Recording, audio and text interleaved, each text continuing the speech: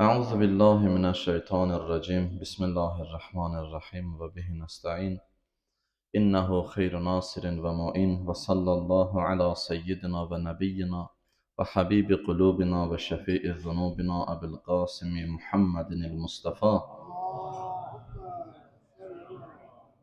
صلى الله عليه وعلى آله الطيبين الطاهرين المعصومين ولعنة الله على أعدائهم أجمعين من الآن إلى لقاء يوم الدين أعوذ بالله من الشيطان الرجيم والسلام علي يوم ولدت ويوم أموت ويوم أبعث حيا صدق الله العلي العظيم.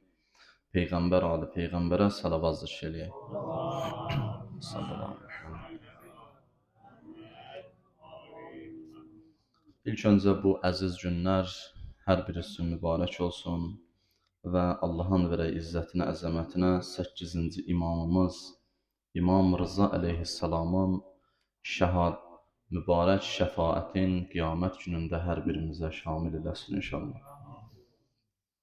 İmam Rıza əleyhissalam kimdir? O, Peyğəmbər nəvəsidir.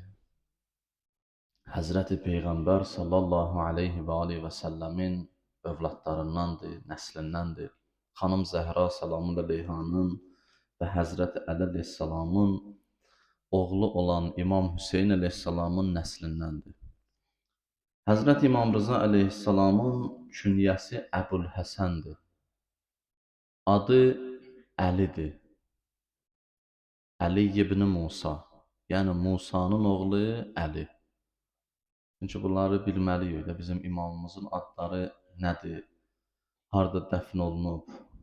Məşhur yerdir Məşhəd şəhəri, dəfn olunub mübarək Məşhəd şəhərində. Ziyarətnamədə də var fi Ərdi Tus, Tus şəhəri ki, sonradan Xorasan vilayətinin Tus şəhəri, sonradan İmam Rıza əleyhissalam orada dəfn olunduğuna görə, şəhadətə yetişib dəfn olunduğuna görə, Məşhəd o şəhadətə yetirilən yer kimi o adından tarixə düşdü və bu gün də o adından tanınır.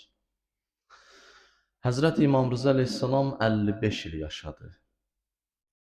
35 yaşında atası İmam Kazım əleyhissalam Harun Ər-Rəşidin zindanında, Bağdad zindanında şəhadətə yetişdi, zəhərlədildi, şəhid oldu.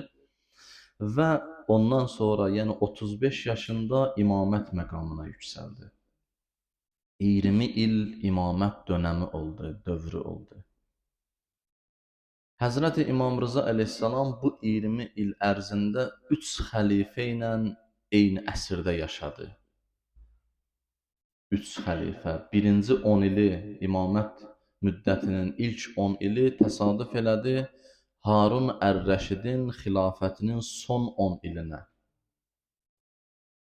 Və Harun Ər-Rəşidin dönəmində İmam Rıza əleyhissalamın işi nisbətən rahat idi.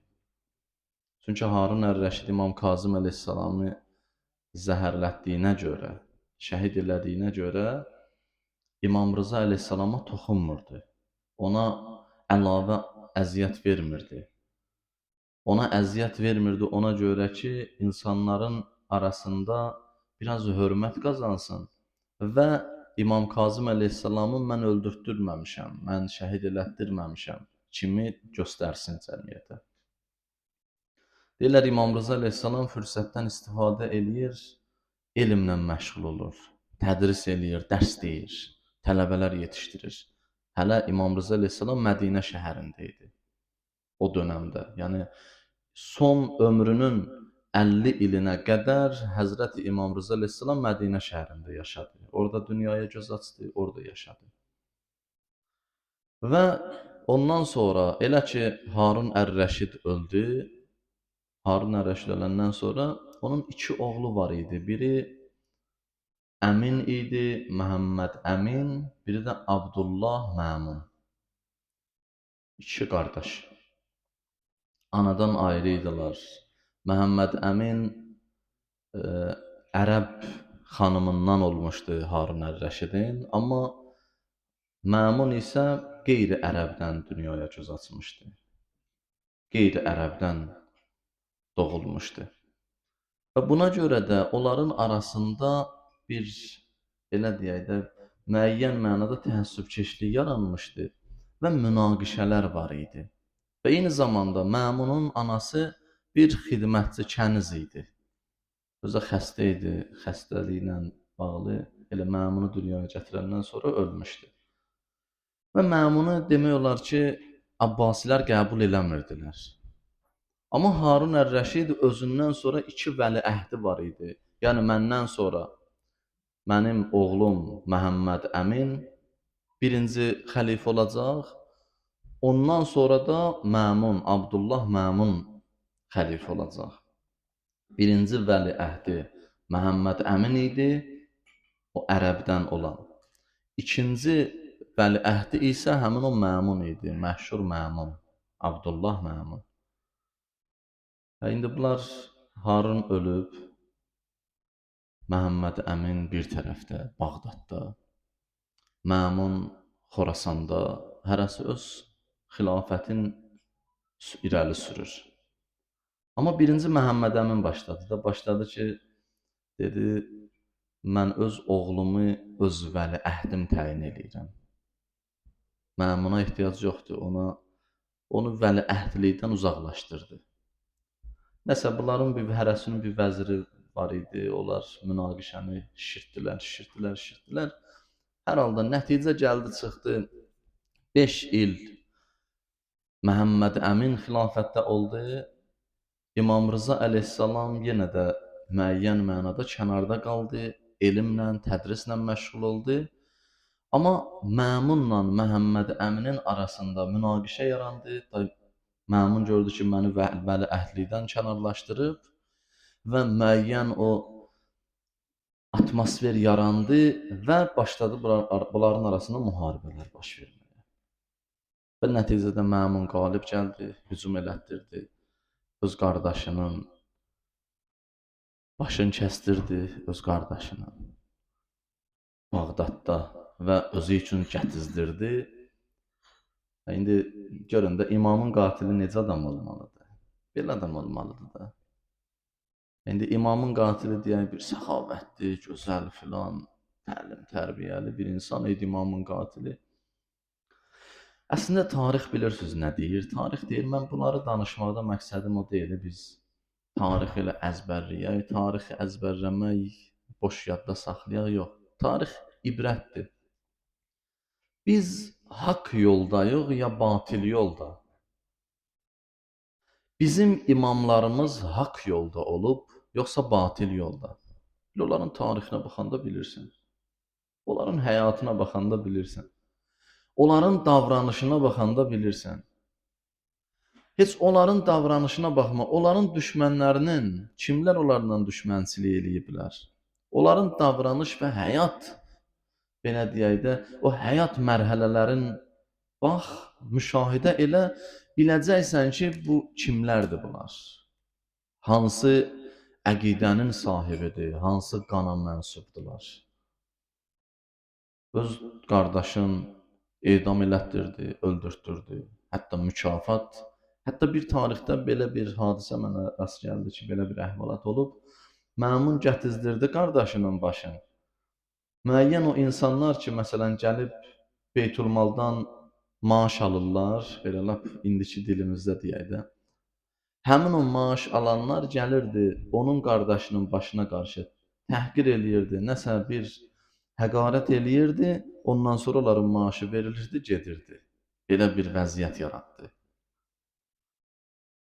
Və ondan sonra 5 il Məmun İmam Rıza əleyhissalamın ömrünün son 5 ilində Məmun xəlifə oldu və İmam Rıza əleyhissalamdan da bir müddət sonra xəlifə oldu. Amma bizim məqsədimiz o İmam Rıza əleyhissalamın ömrünün son 5 ili təsadüf elədi Məmunun xilafəti dönəminə. Elə ki, Məmun xəlifə oldu, qardaşını öldürüb. Abbasilər, ərəblər bundan düz gəlmir. Bunu əvvəldən istəmirdilər. Bu qeyri-ərəblərin arasında müəyyən mənada nüfuzu var idi. Çünki anası qeyri-ərəb idi. Və bu ortada ələvlər var idi, şiyələr var idi. Bunların da könlünü almaq lazım idi. Və bir vəziyyət yaratmaq lazım idi ki, İnsanlar baxanda Məmunun xilafətin, şəriətin rəy verdiyi bir xilafət kimi görməsi önəmli idi. Neyniyim, necə eləyim? Həzrəti İmam Rıza əleyhissalamı Mədinədən dəvət elədi Mərv şəhərinə. Mərkəz Mərv şəhəridir, Xorasan vilayəti ümumi yerdir. Mərv şəhərində də mərkəz idi. Xilafətin mərkəzi. Özü də elə yollarla dəvət eləmişdi. Ən çətin, əziyyətli yollarla. Maraqlı da budur ki, İmam Rıza əleyhissalamı hamı təbrik eləyir ki, səni Məmun dəvət eləyir, sənə şan şöhrət verəcək, filan eləyəcək. Hətta bəzi şiyələr belə İmam Rıza əleyhissalamın əvəzinə sevinirdilər ki, bu xilafətə gətirir də indi ən azı vəliəhd eləyəcək İmam Rıza əleyhissalamı. Onu da deyim, təqribən İmam Rıza əleyhissalamdan 20 il kiçik idi Məmun.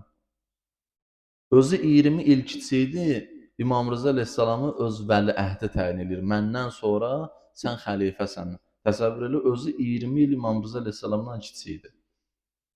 Mən qocalıb dünyadan. O biri deyir bir bayram günləridir də. Belə günlərdə gülmək olar. Deyir, bir yaşlı bir kişi var idi, təqribən bir 80-90 yaşında, bu cavan uşaqdır. Deyir, elə mən onun üçün çalışırdım, nəsə deyir, dükandan almaq lazım idi, alırdım, gətirirdim, filan eləyirdim, gətirirdim. Deyir, bir dəfə mənə dedi, bala, sən ölüb getsin, mən neyniyəcəm? Deyir, o mənə deyir, sən ölüb getsin, mən neyniyəcəm? Dedim, desin, Allah kərimdir, bir nəfər Allah yetirər sənə. İndi bu Məmun da o niyyətlə İmam Rıza əleyhissalamdan 20 il kiçik idi, öz vəliəhdi təyin edir İmam Rıza əleyhissalamı. İmam Rıza əleyhissalam o yollar ki, keçdi, Əhvazdır, müəyyən o yerlər gəldi, səhralıqlar, keçilməz yerlər, o yollardan gətizdirdi, xüsusən Bəsrə filan, Əhvaz o hissələrlə gətirdi, Xorasana daxil elədi o karvanı. İmam Rıza əleyhissalamın tərəfdarları onu görməsin, ondan əlaqə saxlaya bilməsinlər. Xüsusən imamın tərəfdarları olan şəhərlərin ətrafından yox, tamamilə başqa istiqamətlə. Nəysə, nəticə budur, gətirdilər. Yolda bir hadisə baş verdi ki, Nişapur şəhərində İmam Rıza əleyhissalamın məşhur hədis oradadır. Həmin o yerdə baş verib, İmam Rıza nəql eləyib. Təqribən 20 min nəfər o hədisi nəql eləyir ki, biz İmam Rıza əleyhissalamdan bu hədisi eşitdik. Orada gəldilər imamın ətrafına yığılışdı insanlar ki, Peyğəmbər övladıdır. Nə eşitmisən Peyğəmbərdən? Peyğəmbərdə hansı hədislər var, hikmətlər öyrəd filan elə. İmam Rıza əleyhissalam orada bu hədisi dedi. Dedi, la ilahə illallah, Allah Teala buyurur. Atam belə deyir, o atasından nəql eləyir, o atasından, o Peyğəmbər salavatıllahdan ki, o silsilə. Buna deyirlər, hədis elmində silsilətuz zəhəb, yəni qızıl silsilədən ibarət olan hədis. Çünki bunun ravilərinin hamısı məsum imam və Peyğəmbər salavatullahdır. Və Allah təbarək və taala belə buyurdu. Buyurdu ki, la ilahə illallah mənim möhkəm qalamdır. Hər kəs o qalaya sığınsa amanda qalar. Mənim əzabımdan qurtular. Bir ilə biraz keçdi ki, karvan hərəkət elədi. İmam da ardın demədi. Karvan hərəkət elədi. Biraz gedəndən sonra deyir, o 20 min nəfər nəql edir həmin bu hədisi. Hamı deyir, biz eşitdik. Deyir, gördük İmam Rıza əleyhissalamın dəvəsi dayandı. Kəcavədən imam başını çıxartdı, baxdı geriyə, bizə. Dedi, amma şərtləri var. Yəni, la ilahə illallah elə mən səhərdən Subhanallah, la ilahə illallah, Allahümmə səllələ Muhammed və ali Muhammed, namaz qıl, oruç tut, filan elə. Şərtsiz heç nə yoxdur. Hər bir əməlin, hər bir ibadətin şərti var. Ən maraqlısı bilirsiniz nədir? İmam Rıza əleyhissalam orada dinin fər'iyyatından heç nə demədi. Heç bir dini, məsələn namazdır, namaz qılın, oruç tutun. Dünyaya bağlanmayın, dünya malı belədir, filandır, ay dünya sizi aldadar, dünyanın qüruru filanı. Belə söhbətlərə girişmədi imam. Bu barədə heç nə demədi, heç nə danışmadı. Başladı birbaşa özəydən, tovhiddən, Allahın yeganəliyindən ki, tovhid bu qədər əhəmiyyətlidir. Allahın yeganəliyin dərk eləmək. Amma bişurutin. İmam buyurdu, amma şərtləri var onun. La ilahe illallahın şərtləri var. Sonra deyir, Həzrət buyurdu, ənə min şuruti. Mən də onun şərtlərindənəm. Bişurutiha. Mən də onun şərtlərindənəm. İmam Rıza aleyhissalam deyir, mən tovhidin şərtlərindənəm. İnsan fikirləşir, İmam Rıza Allahın bir bəndəsi idi, insanlar üzərində bir imam idi, Allahın hüccəti idi, məsum imam idi özdə. İmam Rıza əleyhissalamın məqamı üstün idi, yüksək idi. Amma imam necə ola bilər ki, özün gətirib tovhidin şərtlərindən biri olduğun insanlara çatdırsın? Özdə bu demək olmaz ha, bu hədisdən sənədində bəzən olur axı, indi birinə bir söz deyirsən, bir hədis deyirsən, deyir o səhih hədisdir. Demə biri dedi, dedim sənədin soruşursan yoxsa mətnin? Dedi o necə olur?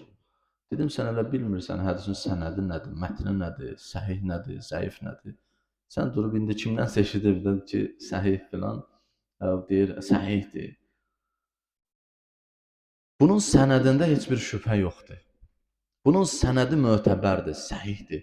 Özdə çox az sayda belə hədislər var.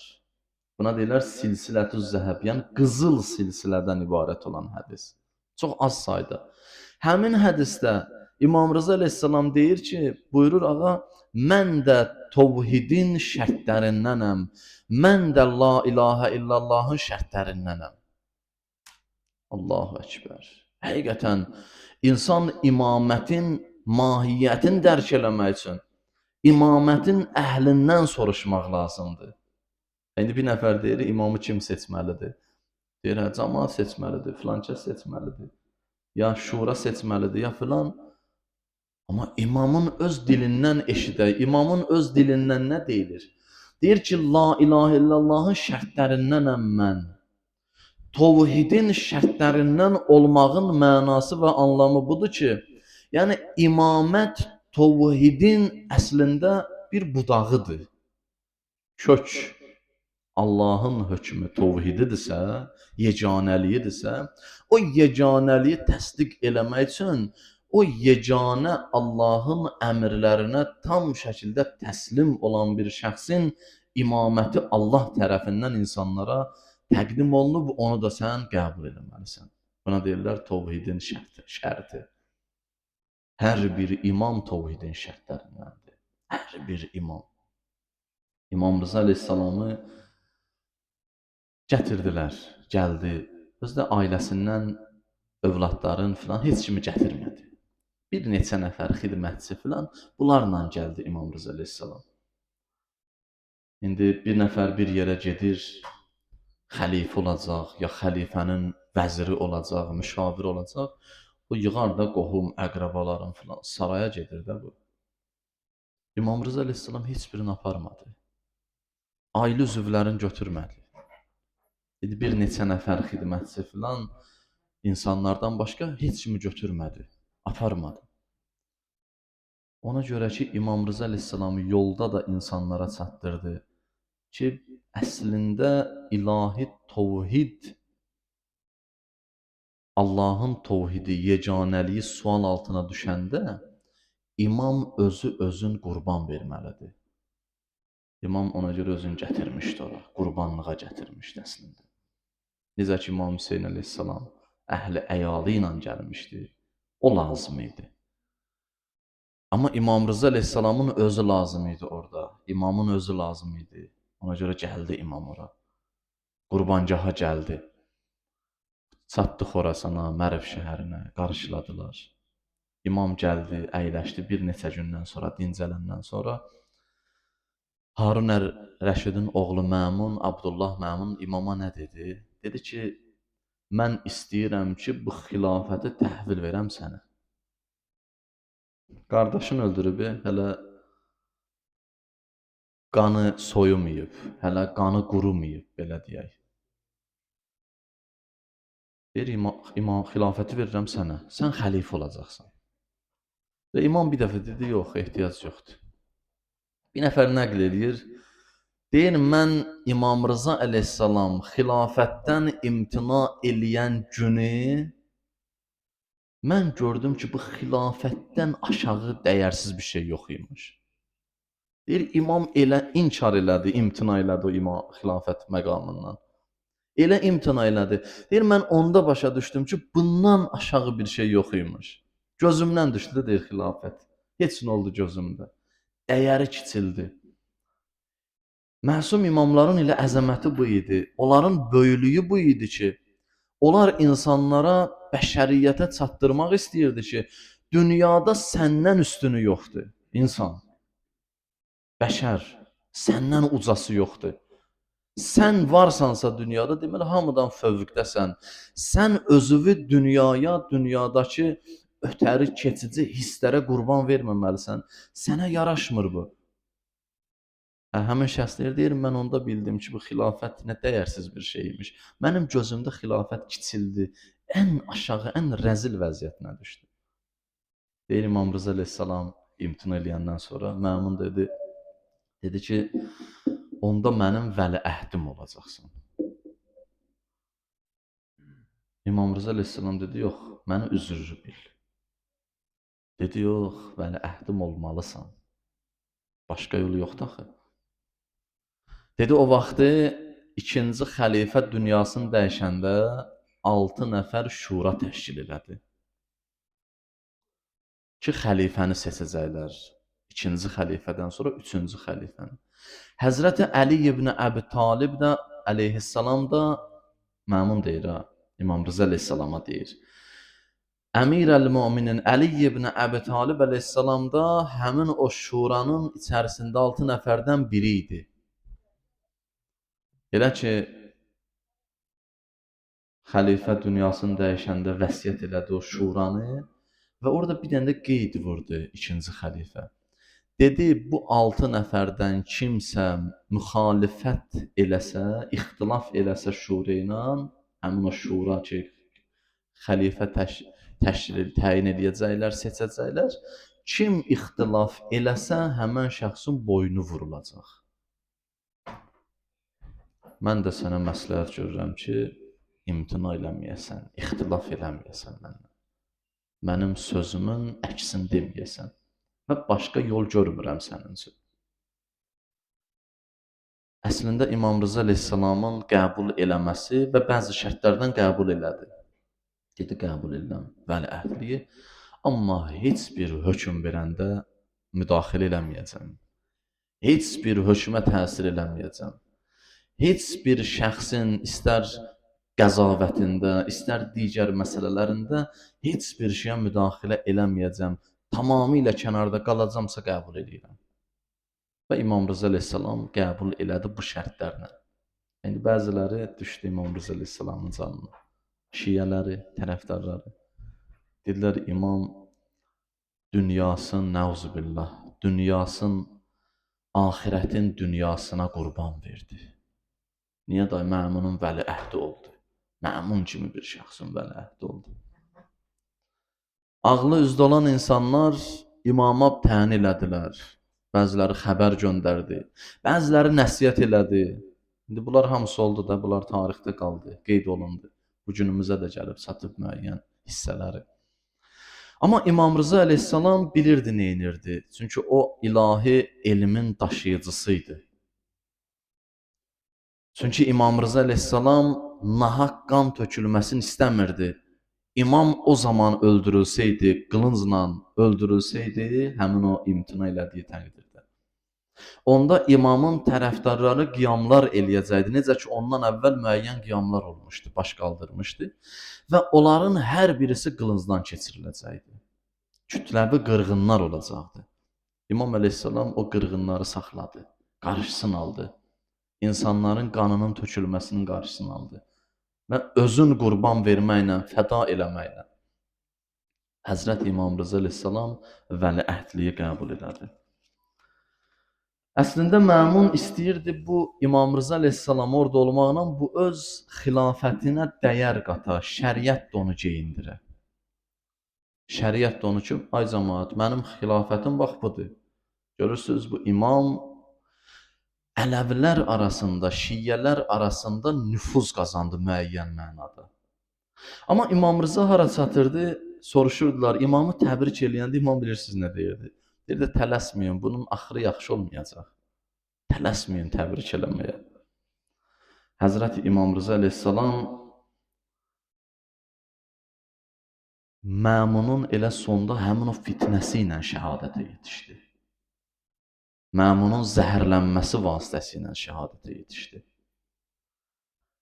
İmam Rıza əleyhissalamın bu hədisində, bu silsilətü zəhəb hədisində, xüsusən bu la ilahe illallah kəlməsini izah elədi, şərh elədi.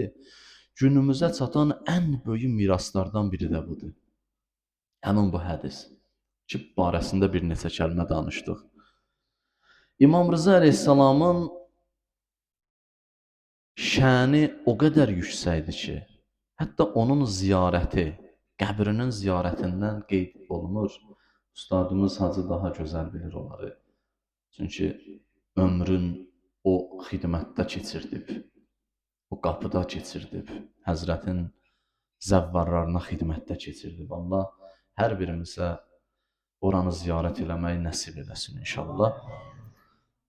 Hətta bəzi hədislərdə, rivayətlərdə var ki, deyir, bir nəfər birinci dəfə getsə imamın ziyarətinə, birinci dəfə gedir. 3 dənə xüsusi istək istəsin. 3 dənə niyyət istəsin. Allahdan istəsin imamın mübarək qəbrinin kənarında, zərhin yanında, orada Allahdan 3 dənə hacətin istəsin. İmam Hazətlər qapısıdır, Babəl Həvaicdir. Hər kəs 3 dənə istəyin birinci ziyarətində istəsə orada, Allah onun hər 3 istəyin rəva eləyər, hər 3 hacətin rəva eləyər. İmam Rıza əleyhissalamın bir ləqəblərindən biri də budur, Rauf, yəni mehriban. Hətta belə bir əhvalat var ki, imamın mübarək o ziyarətgahı tikilən zaman oranın belə deyək də, memarı fikri var idi ki, orada elə bir sistem qursun ki, günahkarlar ora girə bilməsin. Bu böyük bir, dəyərli bir alimlərdən biri idi bu. Deyir, yatdım, yuxuda gördüm, imam mənə deyir ki, sən niyə mənim yanıma gələn günahkarları istəmirsən daxil olsunlar? Allah ömür versin, Ayətullah Möhsin qiraətinin bir sözü var. Deyir, o vaxtı mən getdim, mədrəsə oxumaq istəyirdim, uşaq idim. Və bunu deyim, inşallah sözümüzü yeşilləşdirək. Deyir, mən uşaq idim, mədrəsəyə getmək istəyirdim, oxumaq istəyirdim. Deyir, gəldim bir yerdən keçəndə, gördüm, durublar başlarında əmmamə, ruhani geyimi falan. Deyir, yaxınlaşdım, dedim, selamun aleyküm. Dedilər, aleyküm selam. Deyir, mən dedim onlara, mən də oxumaq istəyirəm. Deyir, baxdılar mənə, biraz təbəssüm elədilər.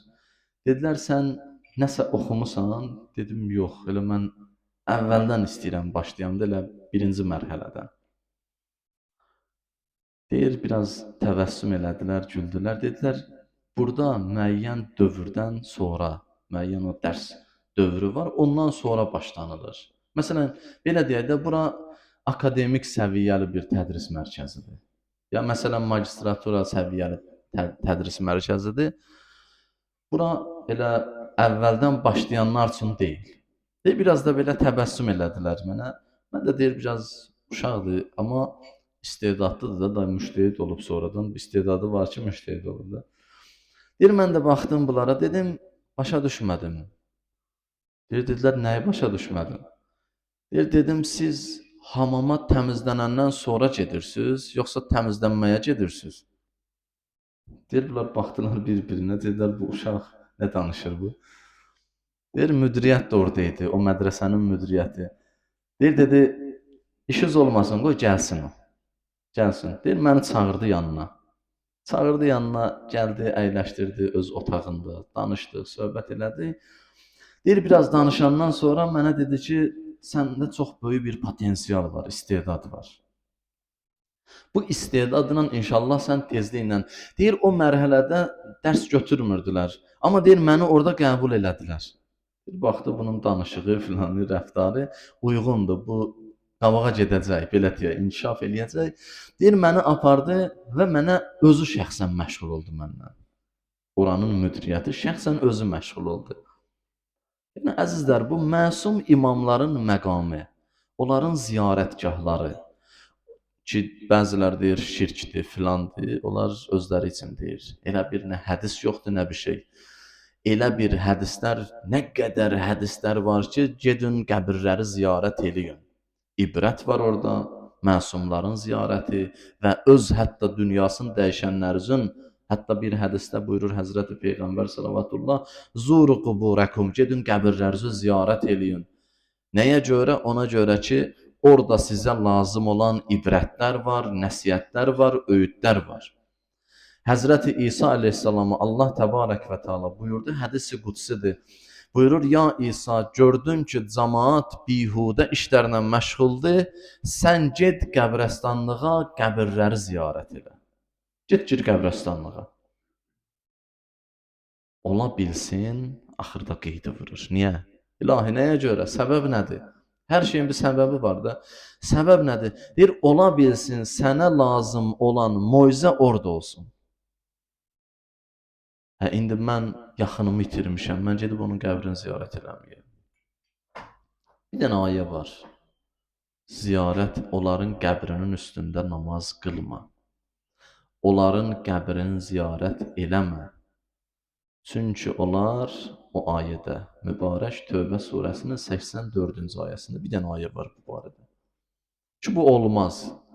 Amma kimin qəbrini ziyarət eləmək olmaz? Bir nəfər ölmüşdü, münafiq idi.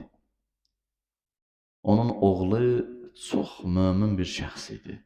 Həzrəti Peyğəmbər sallallahu çağırdı, dedi, atam ölüb, atası münafiqdir. Yəni kafirdir, üzdə özü mömin göstərir, gedir kafirlərlə, müşriklərlə işbirliyi görür, müsəlmanlara qarşı və s. fitnənin köklərindən biri. O öldü, dünyasını dəyişdi, oğlu gəldi Həzrəti Peyğəmbər sallallahu yanına. Dedi, Allahın Peyğəmbəri, atam dünyasını dəyişdi, gəl onun namazını qıl. Ki, onun qəbrini ziyarət elə, yəni dəfn elə. Həzrəti Peyğəmbər sallallahu bu oğlunun ehtiramına görə gedəndə Allah həmin ayəni göndərdi. Dedi, onların qəbrinin üstündə dayanma. Və la tusalli aleyhim. Onlara namaz qılma. Nəyə görə? Çünki onlar kafir halda dünyasını dəyişiblər. Mənim ölənlərim kafir deyil. Mən gedib qəbrini ziyarət edəcəm. İndi kim getmir, onun ölənləri necədir? Özü bilər. İndi özü hökm verəcək də. Ölənlərinə hansı dərəcədə qiymət verəcək, necə yanaşacaq, o cürdə onlardan rəftar eləsin. Bu onun şəxsi işidir. Amma bizim Qur'an-ı Kərimin ayələri və hədisləri bizi çəkindirmir qəbrin ziyarətindən. Bizi təşviq eləyir. Deyir, gedin. Hətta İmam Baqir əleyhissalam buyurur ki, ata-anız dünyasını dəyişdi, xüsusən bax bu gün, cümə günü. Gedin 5-ci gün cümə günüdə. Gedin 5-ci günlər, cümə günləri onların qəbirlərini ziyarət eləyin. Onlar sizin ziyarət eləməyinizi eşidirlər və siz üçün dua eləyəcəklər orada. İndi bu məsumlarımız bizim belə buyurur. Hədislərimiz belə buyurur. İndi bir nəfər ölüdür ya diri. İndi öləndən sonra Allah yanında bir nəfər əzəmətlidirsə, diri olanda, o öləndən sonra da Allah qatında əzəməti var. Peyğəmbər salavatullah diri də olsa peyğəmbər idi, dünyasını dəyişəndən sonra da peyğəmbərdir. Peyğəmbərliyi götürülmədi ki üstündən. Bir də əzizlər, insanın ruhu ölmür. Ölən insanın cismidir. Ruhla cismin ki, keçən cümələrdə danışdıq, inşallah növbəti cümələrdə də o barədə elə silsiləvi çalışacaq ki, bərzəx, məad, axirət barədə davam eləyək. İnsanın ölən ruhu deyil. Ruh sağ qalır, sağlam qalır. Ruh cisimdən ayrılır və bu zaman ölüm kimi başa düşdüyümüz bir hal formalaşır. Yəni əslində ölüm nədir? Ruhun ölməsi deyil ki. Savab da yüklənir ruha, günah da yüklənir ruha. Şəhidlərimiz barədə buyurur Allah Taala, buyurur o şəhidlərə ölü deməyin, onlar diridirlər. Allah yanında ruzilənirlər. İlahi bu öldü axı, bunun torpağı, bədəni qarışdı torpağa. Bu hansı ruzidən söhbət gedir? Deyir, sən başa düşməlisən ki, insan dünyasını dəyişəndə, xüsusən şəhidlər dünyasını dəyişən kimi onların keçid yeri behişt olur, bərzəxin behişt olur. Orada ruzilənirlər. Ruha məxsus ruzi ilə ruzilənirlər. Biz ruzi deyəndə elə başa düşür, amma yemək, içmək, çay, şirniyyat, nə bilim filan, meyvə filan. Yox, deyir belə deyil. Sən dünyada onu görmüsən. Yəni biz gördüyümüz odur. Biz görmədiklərimiz, inşallah orada görmədiklərimizi də orada Allah bizə göstərər, nəsib eləyər. Bizim gördüyümüz həmin o meyvələrdir. Ona görə bəzən Allah Taala həmin o gördüklərimizi misal verir də, deyir, orada meyvələr var, nə bilim çaylardır, arxlardır, göllərdir, ağaclardır ki, meyvələri var, nə bilim orada nə bilim oturacaqlar var, taxtlar var və s. və ilaxır. Deyir, onları misal verir, danışır ki, biz başa düşək ki, burada söhbət nədən gedir? Orada bizə cəza verməyəcəklər, əzab verməyəcəklər. Biz orada dincələcəyik, biz orada ölməyəcəyik, ölümsüzlük var bizim üçün və s. və ilaxır. İndi Peyğəmbər dünyasını dəyişdi, onun ruhu orada da olsa dua eləyəcək, burada da olsa dua eləyəcək. Onun ruhu ölmür ki, məsum imamlar, onun ruhu ölmür. Adi bir insan, hətta günahkar bir şəxs, hətta kafir, hətta müşrik belə öləndən sonra ruhu ölmür ki. Bədir müharibəsində Həzrəti Peyğəmbər salavatullah ki, Bədir döyüşündə öldürülən kafirlərə, müşriklərə deyir. Məkkənin o müşrikləri ki, gəldi, Bədir döyüşü baş verdi. Müsəlmanlarla hicrətin 2-ci ilində Peyğəmbər salawatullahla İslamda birinci müharibə idi, Bədir döyüşü.